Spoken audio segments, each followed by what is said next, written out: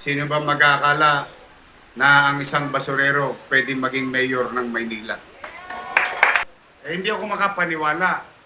Kasi yung pinalitan ko, doktora eh. I think they should be the one na prioritizing the hospital. And all the money were spent to JOJO. May mga report sa akin, gumanda daw ang ospital ng Sampaloc. Sumobrang ganda, ospital na, resort pa. Mapanghihinaan ka ng loob kung makikita mo talaga. Believe ako sa mga doktor doon. Natiis nilang walang lumilingon sa kanilang gobyerno. Ayan, tanungin niyo sila.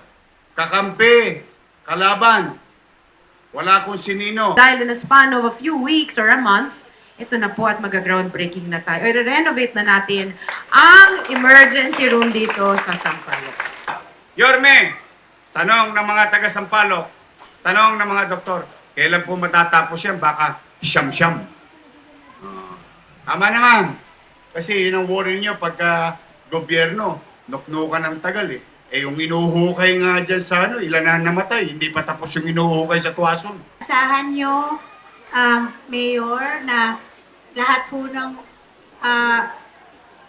gusto nyo bang gawin sa ating distrito ay katuwang nyo po ako. Pati ko rin po ang ating mga stakeholders mula sa PhilHealth, ang ating mga konsehal at congressman. Maraming salamat po sa pagdalo nyo sa aming munting aktibidades dito.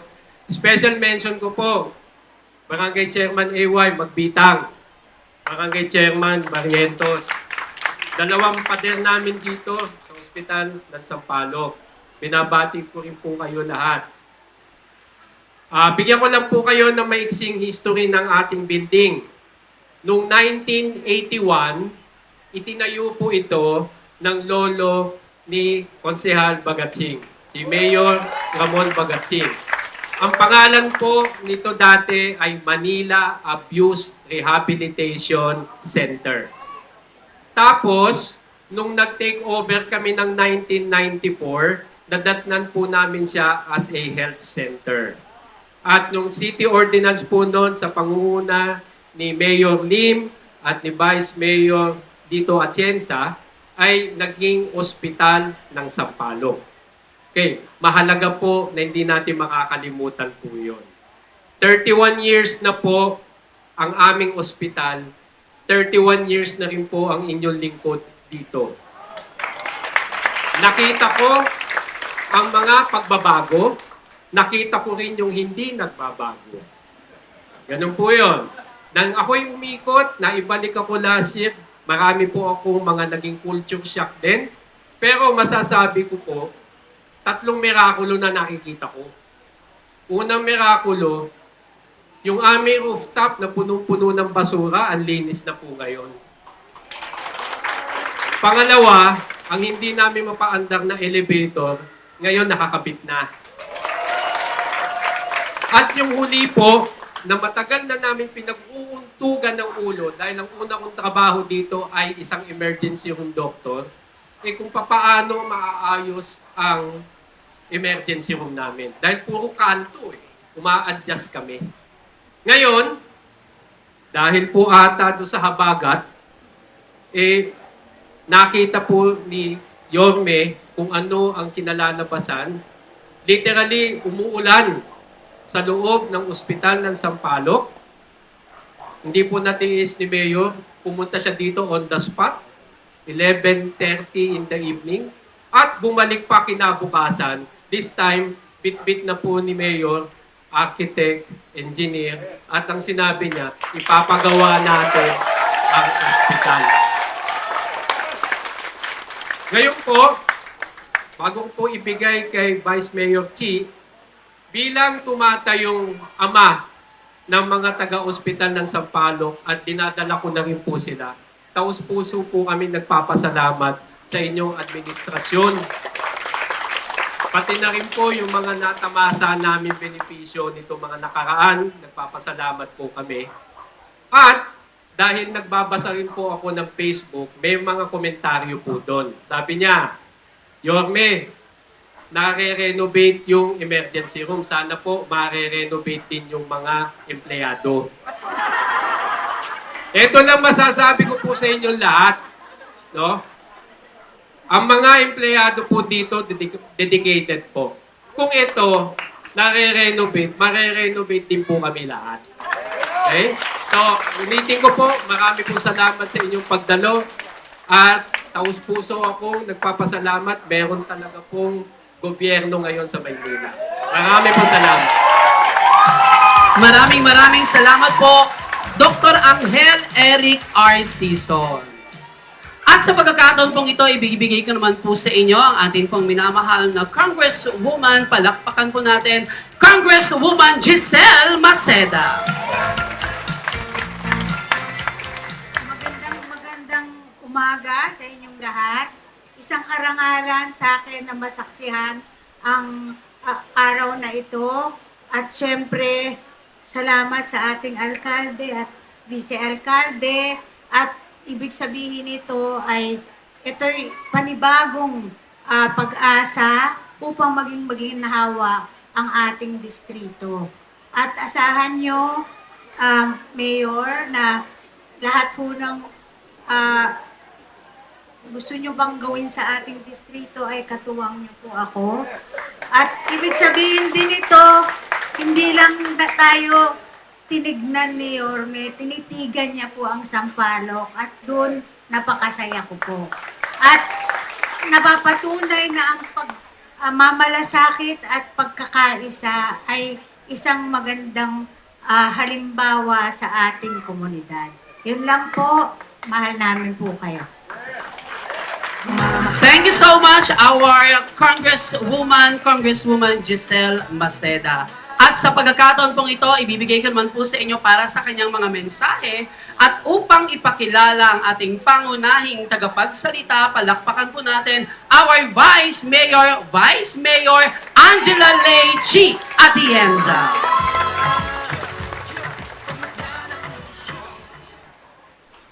Magandang umaga po sa inyo lahat. Kamusta po kayo? Mainit, pero mas mainit ang pagtanggap nyo sa ating alkalde. Bago po ang lahat, gusto ko munang bumati sa ating mga kasama dito. Si Dr. Sison, ang ating napakagaling na alkalde na si Yorme Isko Moreno Dumagoso. Palakpakan po natin siya. Si Engineer Andres na tumutulong talaga sa likuran ng administrasyon to. Si Dr. Grace Padilla, palakpakan natin dahil hindi na rin po siya natutulog. Si Miss Yvonne Fernandez, mula po sa PhilHealth, maraming salamat po. Sa lahat ng mga barangay chairman and council, ang tangos ng ilong nyo. At, of course, ang ating Congresswoman Giselle Maceda. Sa lahat ng mga konsehal na narito ngayon, at syempre kay Attorney Wardy Quintos. But nevertheless, alam niyo po nung kami umiikot ni Yorme para mangampanya, very consistently po sinabi namin na we will make sure na dito sa Maynila babalik ang minimum basic needs. Although, nung pagpasok po namin ni Yorme dito sa administrasyong to, ang tumanggap po sa amin ay maraming challenges. At alam niyo yun. Tama ba ako? Pero nagulat ako. Dahil despite all the challenges na ininda ng administrasyong to for almost 3 months, pag tinignan natin, parang wala tayong iniinda. Pero sa totoo lang, ang isang tao na siyang gumawa ng paraan para tayo ay magising araw-araw ng may kasiguraduhan ay ang ating alkalde na si Yorme Isko Moreno Dumagoso. Hindi na po yan natutulog. Pero gwapo pa rin, di ba?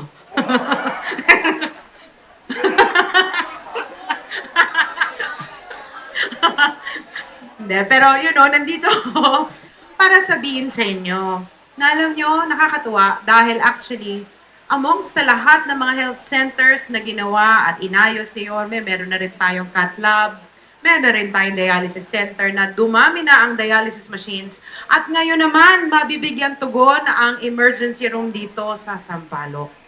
Nandito ako kasama niya nung sinilip niya to nung panahon na may bagyo. At ang bilis dahil in a span of a few weeks or a month, ito na po at mag-groundbreaking na tayo. I-renovate na natin ang emergency room dito sa Sampaloc. Ang galing, di ba? Pero nandito ako para ipakilala ang isang tao na alam kong kilala niya na. Pero dahil trabaho ko pong ipakilala siya sa inyo. Alam nyo, sa totoo lang, ang tambalan namin ni Yorme nag-umpisa nung bata pa lang kami. Nung siya ay nag-uumpisa bilang konsehal sa Tondo, at noong mga panahon na yon, ako naman ay tumulong sa aking ama nung siya ay alkalde ng Maynila. Noong mga panahon na yon, 23 years old. Tama ba ako, Yorme? 23? Ikaw? 23 years old po siya. Doon ko nakita ang puso niya na totoong tapat at totoong puso na marunong makinig at ipaglaban ang boses ng mga Manilenyo. Dahil nung siya nga ay nag-uumpisa bilang konsehal ng Maynila, naging number 1 po siya. And at the same time, naging isang magaling na vice-alkalde at naging pinakamagaling na alkalde ng Maynila. Huwag mo lang ako susumbong sa aking ama. Dahil noong mga panahon na may pandemya, siya po ang tumulong sa atin para mabuhay ang mga Manilenyo ng maayos. Pero, may tatangos din natin ang ilong dahil ang ating alkalde ay nagtrabaho rin sa national government bilang Undersecretary ng Department of Social Welfare and Development, Chairman ng National Railways Corporation at Sosyal. Dahil siya po ay nakapag-aral sa Harvard. Pero, nevertheless, alam ko naman di ko kailangan pakilala sa inyo si Yorme dahil alam ko, makita nyo lang ang kanyang paa na bumaba dyan sa sasakyan. Alam ko, kilala nyo na siya. But nevertheless, let us all welcome and clap for the best mayor Manila has ever had. Our mayor, Yorme Isko Moreno Dumagoso.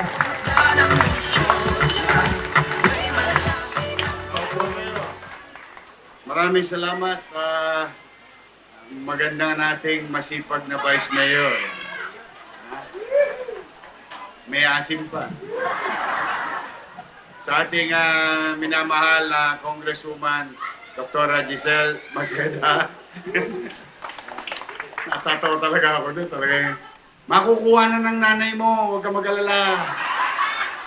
Oh, sa mga senior citizen, I'll see you on October 7.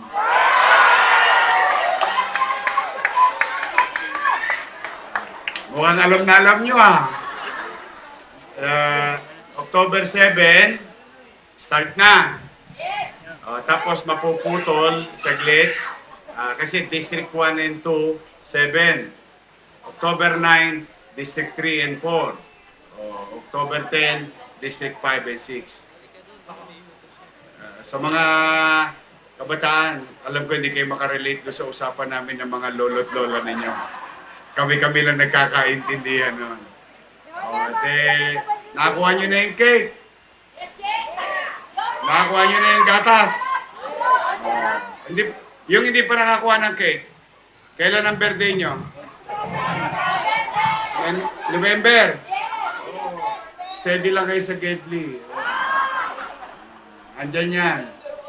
Yung nag-birthday ng June. Mayo. Abril. Marso. Pebrero. Enero. See you next year. Kasi sinimulan ko July 1. But anyway, huwag kayong mag-alala, mga minamahal kong lolo't lola. Kahit gipit na gipit tayo, itatawid ko kayo. Kayo man lamang. Sa ating Direktor, Dr.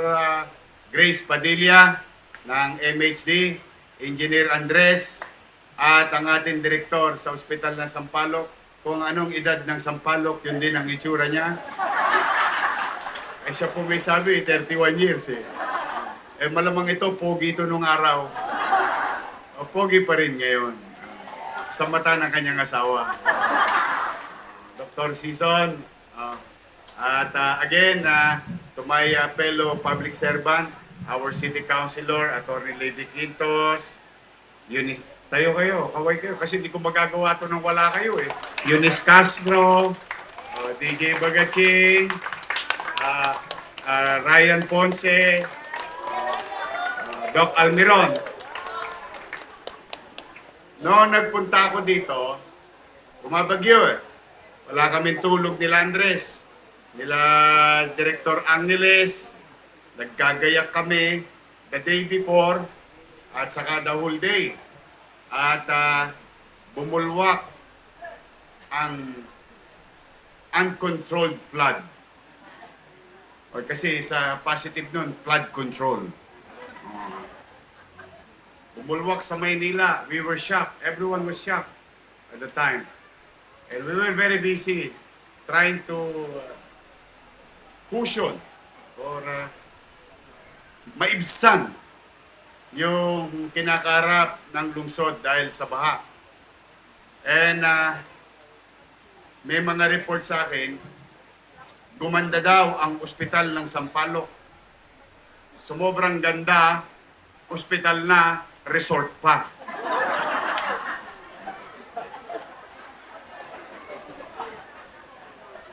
May falls. Hindi ako makapaniwala. Kasi yung pinalitan ko, doktora eh. I think they should be the one prioritizing the hospital. And all the money were spent to JOJO. Oh, I think, I would think it was fully attended. No? I mean, attentions were made.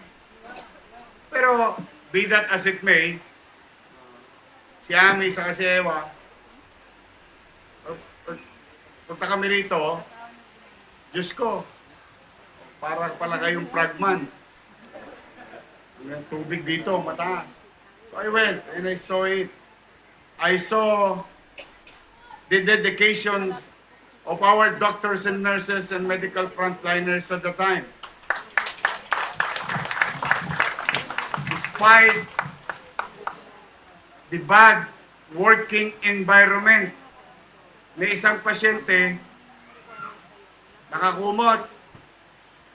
Naalala ko tuloy yung itsura ko nung araw. Nung natutulog kami kapag may bagyo, may tabo sa kanan, may balde sa kaliwa, may planggana sa uluhan. It may seems funny, but that's the real situation that I saw. Sabi ko, I mean, let's be honest to ourselves, no? We should be giving health care. Tapos ang unang magkakasakit yung mga doktor at nurses natin. O dahil sa sitwasyon. Kaya talagang maiinis ka lang. But then again, immediately I called up the entire team. Went back to City Hall about 12 a.m. Daling araw na. Huwag kayo masyado nagugulat pag may kwentuhang gabi. Minsan talaga, parang sinisilihan ng puwet ko na hindi ko maatim o matiis na ipagpabukas pa. Marami mga ganyang insidente.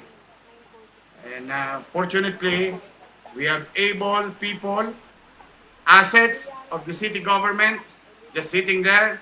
And I told them, kahit na wala tayong kapera-pera, pigayin nyo lahat ang bimpo dyan.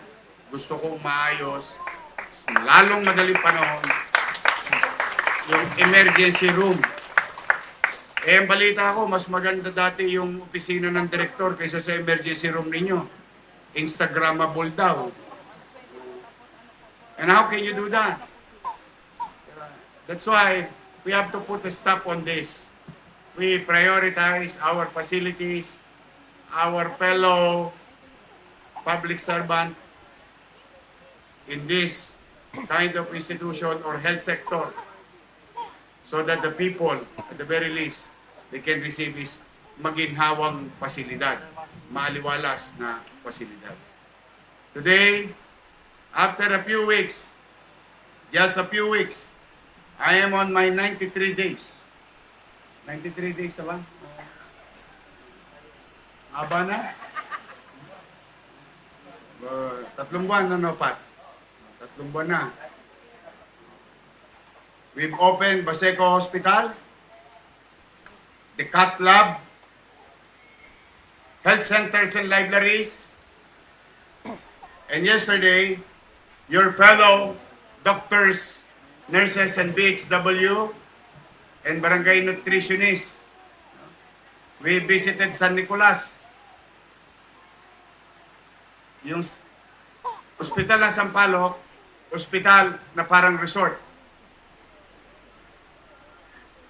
Yung San Nicolas Health Center na may farm.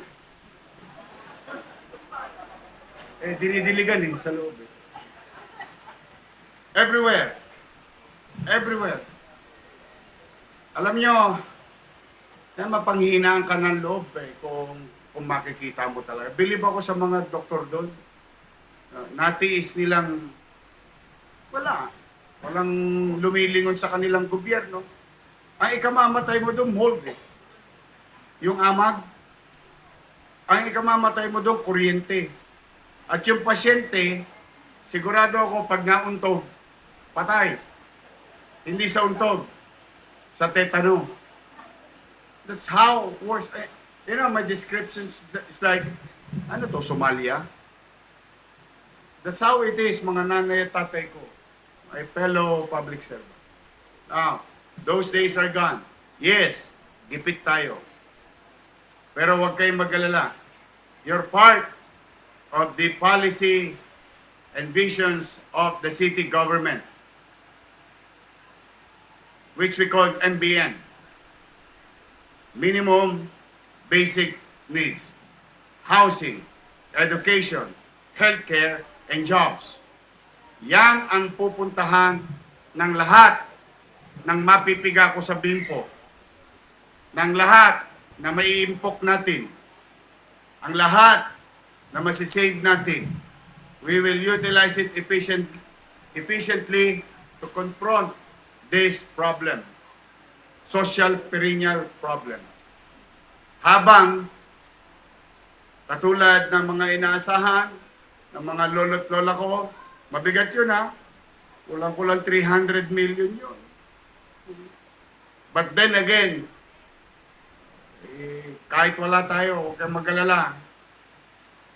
Alam mo, ang Diyos talaga maraming pamamaraan to teach you a very good lesson. Biruin mo, pinanganak ako sa Salat. Nakaraos ako sa awa ng Diyos. Sa tulong ng nanay at tatay ko. Kaya, mga batang Maynila, kapwa ako manggagawa sa pamahalaan at sa mamamayan, kayo mag-alala, iraraos ko din kayo. Mahirap, hindi madali. Pero, ito nga ako sa harapan ninyo Sino ba mag-aakala na ang isang basurero pwede maging mayor ng Maynila? So, rest assured, it's not easy. But to my fellow public servant na humuhulas na mga natasya nila sa init, napakainit po dito. Sauna bat. Pero buti na mainit kaysa umulan. May leptospirosis pag umuulan But, masaya ba kayo? Na-release na yung dapat? Happy kayo? Gusto niyo doble?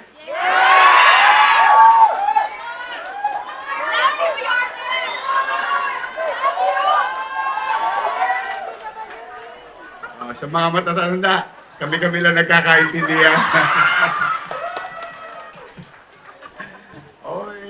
Mga natag kayo, sabi ko nga. Sabi nga sa kasabihan, di ba? Good things come to those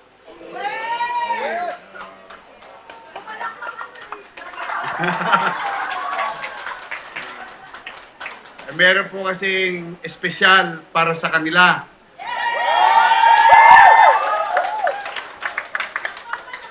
Nung makita ko yun, pinagpasyahan ko agad. Kaya, tingin ko, nasa mga ATM na nila yon last week pa. Malay nyo. magde-Disyembre na. O yan, the same thing, ito mga barangay chairman natin. Mga kagawad, shout out ha.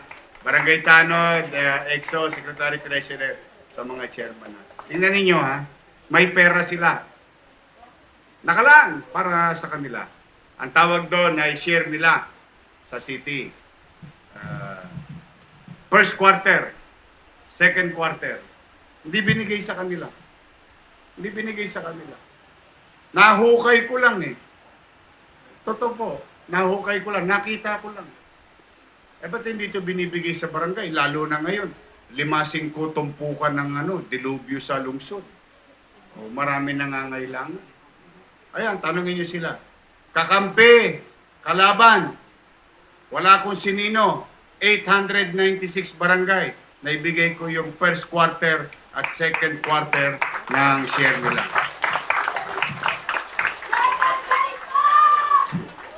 Ay, baka maging pasyente ka namin.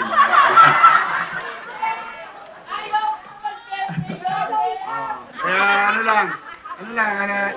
basta hindi siya perfecto it will never be perfect, no? There will be no perfect government that I can offer you. Lagi ako best effort. At kung kinakailangan gastahin ko ng katawan ko,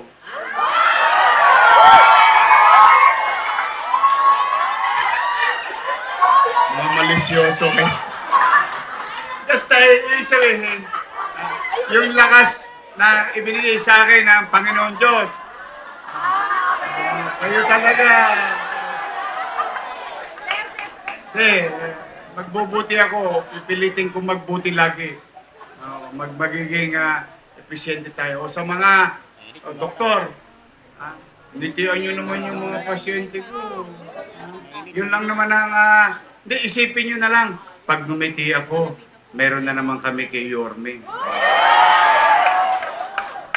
Mga nurses, mga ating other non-medical staff, hindi, paglingkuran natin. Gusto ko ipaalala sa puso't isipan ninyo.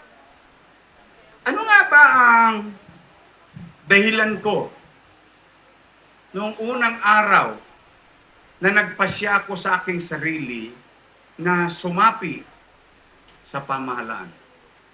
Ano ang dahilan ko? Ano ang purpose ko? I know along the way, maraming naging problema, emotional, professional, and so on and so forth. But let's go back from the beginning. The beginning when you decided to participate and be part of public service. Yun, isa po siya. After that, yung pagod, puyat, nabubura agad. Lalo na pag nakita nyo yung kita nyo yung mga lolo't lola ko, yan ang baterya ko sa buhay. Sa dinami-dami ng pinoproblema ko para sa lungsod, pag ako nakakakita ng matandang lalaki, matandang babae, nangiti, natutuwa, ano na ako? Refill na. Charge na ako. Totoo. Kasi lahat tayo dyan pupunta eh. Una-una lang yan eh. Kung sino pa yung masama, yun ang tumatagal eh. Hindi, totoo. Yung may paramdam natin sa tao na mahirap ang buhay. Maraming pagsubok, pero maparamdam lang natin sa tao na merong gobyerno nagmamahal sa kanya, ipinagmamalasakit siya, inuunawa siya. At the very least, yun yung may paramdam natin. Yun lang, wala naman akong ibang ako naman, hindi naman titigil. Subukin man tayo ng panahon. Hanggat kaya ko loobin nawa ng Diyos na talagang kung pwede nga lang, wag na matulog eh. Dire-diretso para mas marami matapos. So be it. But then again, we way forward. We always move forward. We forget what happened in the past. But always remember lessons learned in the past. Because those lessons will teach us to be a better person tomorrow. Laging move forward tayo. At tingnan nyo, yung PhilHealth, tuwing may event tayo, nandito, kasama natin. DOH, PhilHealth. Kasi sila mismo, nahalataan na nila eh. Anong nahalata nila? Ay, talagang desidido tong gobyerno ng Maynila na puhunanan ang kanyang programang pangkalusugan. I mean, you cannot, maybe one event, two events, but naturally as you progress with time, you'll see the real you, the real thing. No? Sabi nga, tubugin mo man ng ginto, ang tanso.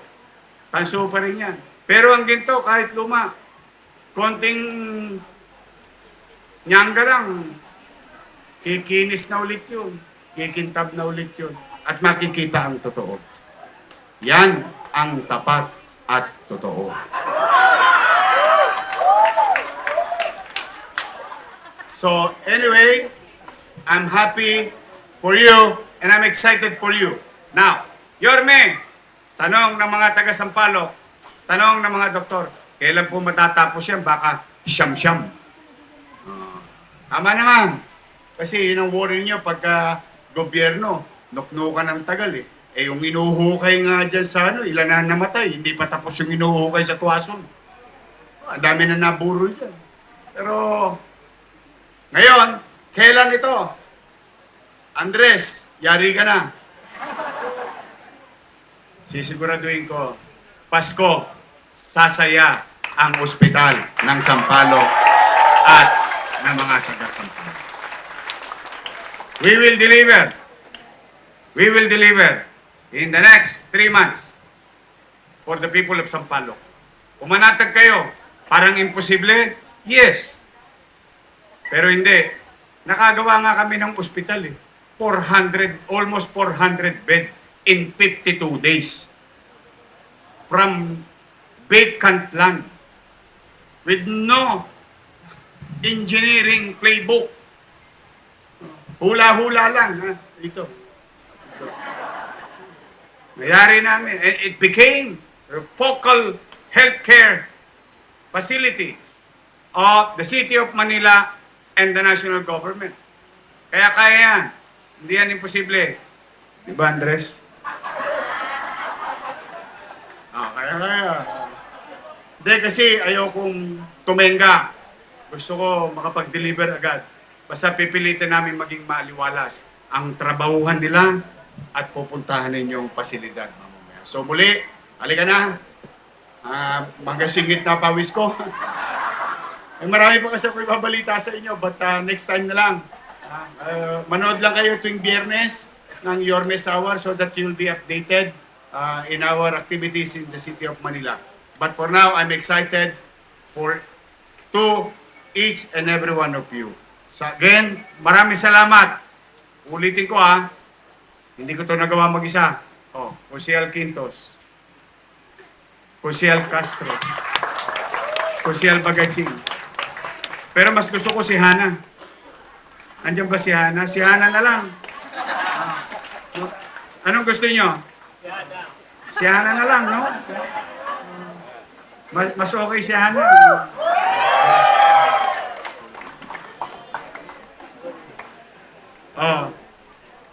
Josiel Ponce, Josiel Almiron. Yan, yung mga Josiel natin. At of course, ang ating taga-pirma ng cheque, Wardy Quintos. To our Congresswoman, Congresswoman Maceda, Vice Mayor, Director, sa inyong lahat. Let's start the ball rolling today. Yes. Mag-iingat kayo. Mga nanay ko, mga tatay ko, I love you.